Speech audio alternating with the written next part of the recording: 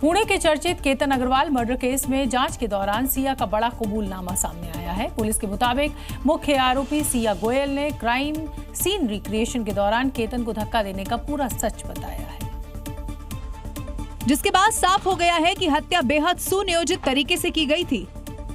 सिया ने ये कबूलनामा दिया है कि सिया किले पे आके जब नीचे बैठी और उसके शूज की लेस बांध रही थी, तभी चेतन ने आके केतन को धक्का दिया और नीचे खाई में गिराया।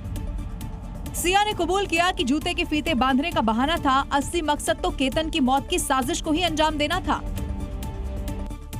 पहले से बनाई गई साजिश, फीते बांधने का बहाना, चेतन ने केतन को दिया धक्का, 400 फीट खाई में गिरा केतन।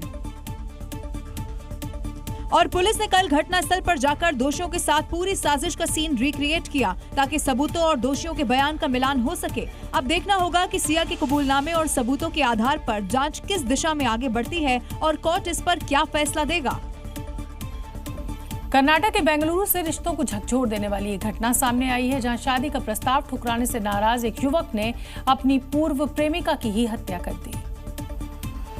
लेकिन पहले दोस्ती, फिर प्यार और आखिर में दर्दनाक वारदात को अंजाम देने वाला पुलिस के हत्थे चढ़ गया। पुलिस के मुताबिक दोनों पहले एक ही जगह काम करते थे और करीब 3 से 4 साल तक रिलेशनशिप में रहे, लेकिन लड़की का परिवार शादी के पक्ष में नहीं था। इसके बाद अंजलि ने राजीव से दूरी बनाना शुरू कर दिया। एक दिन डिनर के दौरान दोनों के बीच शादी को लेकर विवाद हुआ। अब इसी दौरान राजीव ने चाकू से अंजलि की गर्दन पर वार कर दिया। घायल अंजलि को अस्पताल पहुंचाया गया, लेकिन इलाज के दौरान डॉक्टरों ने उसे मृत घोषित कर दिया। अब पुलिस इस पूरे मामले की जांच में जुट गई है, लेकिन याद रखें कि किसी भी रिश्ते में रिजेक्शन हिंसा का कारण नहीं बनना चाहिए। कर्नाटक की राजधानी बेंगलुरु से एक दिल दहला देने वाली घटना सामने आई है, जहां बीच सड़क कुछ बदमाशों ने एक हिस्ट्री शीटर को दौड़ा कर बेरहमी से मौत के घाट उतार दिया, जिसका चौंकाने वाला सीसीटीवी फुटेज भी सामने आया, जिसमें आप देख सकते हैं कैसे 3 हमलावरों ने सड़क पर पीछा कर सफेद शर्ट पैंट पहने हिस्ट्री शीटर पर धारदार हथियार से हमला कर दिया।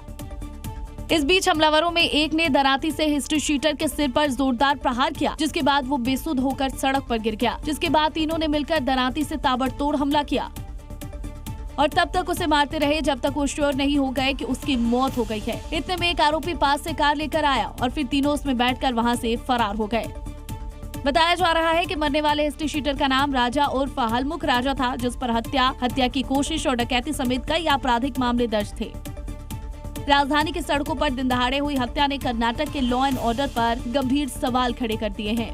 मध्य प्रदेश का स्वास्थ्य विभाग कितना लापरवाह है, इसके आए दिन उदाहरण सामने आते ही रहते हैं, लेकिन इस बार एक ऐसी लापरवाही सामने आई है जिसने सागर के एक 19 महीने के मासूम की आंखों की रोशनी ही छीन ली और अब वो सिस्टम दोषियों पर एक्शन की मांग कर रहा है। लेकिन क्या ये सिस्टम उस मासूम की आंखों की रोशनी लौटा पाएगा? वो मासूम जिसने अभी ठीक से दुनिया भी नहीं देखी थी। आरोप है कि मासूम की आंखों में लालपन की शिकायत थी और डॉक्टरों ने इलाज के नाम पर उसकी आंखों में नोजल ड्रॉप डाल दिया, जिससे मासूम की आंखों की रोशनी चली गई।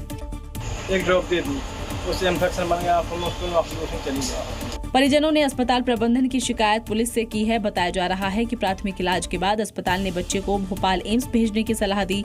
जब एम्स में डॉक्टरों ने बताया कि बच्चे की आंखों में इन्फेक्शन हो गया है और रोशनी चली गई है, अब मामले में लीपापोती के लिए जांच टीम बनाकर एक्शन की बात कही है। ये जांच में पता चलेगा कि ड्रॉप क्या लिखा था और क्या दिया गया है।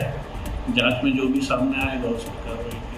जांच के बाद कार्रवाई होगी, लेकिन सिस्टम कब सुधरेगा? क्योंकि इससे पहले मध्य प्रदेश से ही आंख फोड़वा कांड सामने आया था। अस्पताल में बच्चों को कुतर दिया था। वहीं अस्पतालों में चूहे के घूमते हुए वीडियो सामने आते रहते हैं।